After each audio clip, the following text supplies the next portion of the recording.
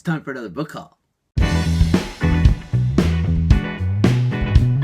don't know how it happened, but it looks like I bought another ton of books this month. Half of them I received from publishers, and 2 or 3 of them were given to me. So I guess that, I can't feel bad for buying too many books. But yeah, it's definitely a lot of books. So let's get started. One of the first books I bought this month was The Ruby in the Smoke by Philip Pullman. And it's a book I've been wanting to pick up for a while now. I haven't read it yet, but I'm really looking forward to it. It's about, I think, a girl named Sally Lockhart. I think she's a young teen, 14 or 15. And she's a detective. She's a private detective. And I think her father dies at the beginning of the series. She has to solve the mystery of that. And it's sort of supposed to be like a Penny Dreadful or a gothic sensationalist Victorian murder mystery thing.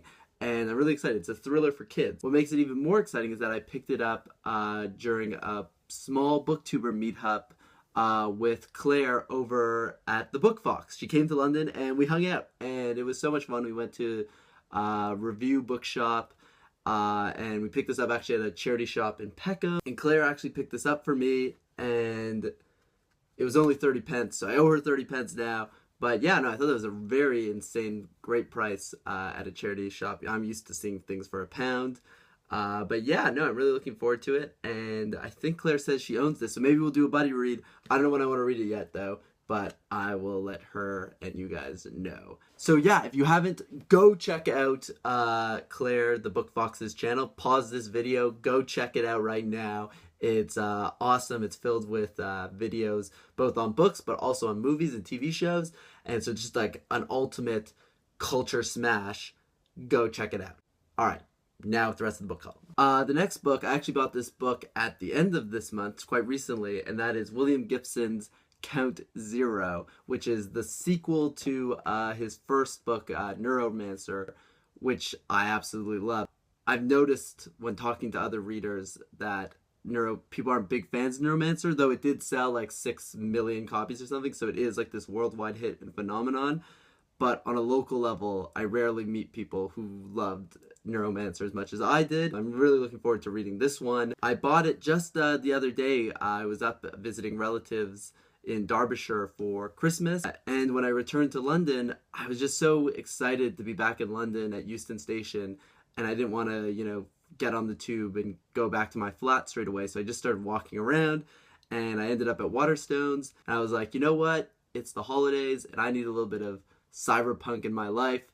So I decided to pick this one up, and I think I might read this one next. I think it's about this guy who's an agent for this super massive corporation, and I think he like blows up or gets killed during a mission, but they scavenge his body parts and recreate him as like a new cyborg surrogate guy. And then he has to go on this mission to retrieve some data, and then meanwhile there's like robots who want to stop him or something. It sounds pretty insane and totally up my alley, so I can't wait to read it. The next book I picked up is actually quite a different pick for me, and that is John Julius Norwich's A History of Venice. I've already read the first 130 pages of it. It's good so far. The reason I picked it up is I was just in Venice, so I was curious about Venice. I loved Lies of Locke Lamora, which was inspired by Venice. And then also, George R.R. Martin on his website talks about how much he likes this book. And so I was like, you know what, I haven't read nonfiction or a history in a really long time. Why not? Let's do it. And yeah, I've really enjoyed it so far. It is a bit dry. And so there's not enough characters. People just keep getting killed. It's just like one duke takes power in Venice, and then like 2 pages later he's been killed off by another duke or by the people of Venice because they're pissed off. And it is all really fascinating and interesting, and I hope I'll keep reading it. But the only thing really driving me forward is my own curiosity. It's quite dry, but I am finding it quite interesting, and the writing is really good. So I hope I stick with it. Another book I got this month was The Lie Tree by Frances Hardinge, and this was given to me by my colleague and friend Joe, and I'm halfway through it and I'm really enjoying it. It's like, again, it's a gothic mystery for teens, so I think it's very similar. I think this is a more recent book, but I feel like it is probably echoing and contrasting the Sally Lockhart series. I'm not entirely sure about that, if that's true or not, because I haven't read the Sally Lockhart series yet, but I feel like they must be. And I feel like Sally Lockhart is like sort of this almost sort of superhero girl who's like just like kicking ass and taking names. Whereas the main character of this, you really feel her claustrophobia as being this teenage girl in Victorian society and not having a lot of options and trying to work within the like really narrow societal constraints that are put upon women in this time. And it's really interesting on that point of view. And then not only that, it's like this cool sort of Indiana Jones story where her father is this priest and naturalist and has discovered this strange magical tree called the Lie Tree. And I won't say any more, but it's so far so good. And yeah, really cool. So check it out. Another book I got this month was Crossing to Safety by Wallace Stegner. And this was given to me by my boss and friend, Jen. And yeah, no, this one looks really cool. It looks sort of like Richard Yatesy, 1950s, 60s American. I think it's about like two couples and they're being sort of juxtaposed throughout their lives. I think it's set on a university campus. Sounds pretty cool. I also really like the card she gave it to me with. Look, it's like this cool vintage Moby Dick card. And yeah, so I really look forward to reading this because I probably wouldn't have picked it up on my own. But that's the great thing about getting books for gifts is that you're sort of set in a new direction of books you want to read. And so yeah, no, I'm really looking forward to this one. Cool. Then I picked up Samantha Shannon's The Bones Season, which is a book I've been eyeing for a while. I was sort of hesitant to pick it up. Whenever I picked it up, there's all these charts and like a map. And while I like a map, I don't like genealogy charts. Those repel me. I love a good map, but not a genealogy chart. And so I would always put it down, but I was quite interested in it.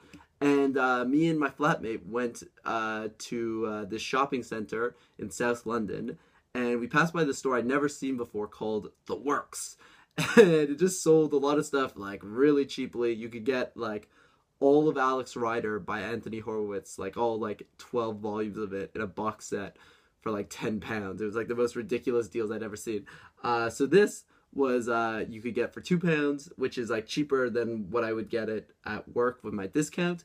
So I figured, this is fate calling to me. I'm gonna pick it up. So yeah, look forward to reading this one. Then I've also bought Harry Potter and the Chamber of Secrets, and I hope to reread it and do another reread video like I did for the first one. But I don't know when I'm gonna do it, and I feel a little bit. I feel a little less psyched for this one than I did for the first one. And I'm really excited to reread Prisoner of Azkaban because that's the one everyone talks about as just being the best. And I like want to read it and like judge it and be like, is this the finest Harry Potter novel? Whereas this one is the one that everyone talks about being like their least favorite. They're kind of like, meh, meh. And so I'm sort of not psyched to read it at the moment. I hope to do it. I'll definitely do it. I just don't know when at the moment. So yeah, guys, convince me to read the next Harry Potter book. Da-da-da. Then I also picked up The Edge Chronicles, Beyond the Deepwoods. And this comes with these lovely illustrations by Chris Riddell. And there's an awesome map. There's the map. How cool is that map? And basically, yeah, it's the whole world. It's called The Edge Chronicles because it's about this world that just exists on the edge. And like, there's nothing beyond this point. And so it's sort of like steampunky, sky pirates, orphans. Sounds good. So yeah. So the next set of books I received from the publisher or nabbed them off the shelf of the many books that we get that come in to the shop. So that is Seed by Lisa Heathfield.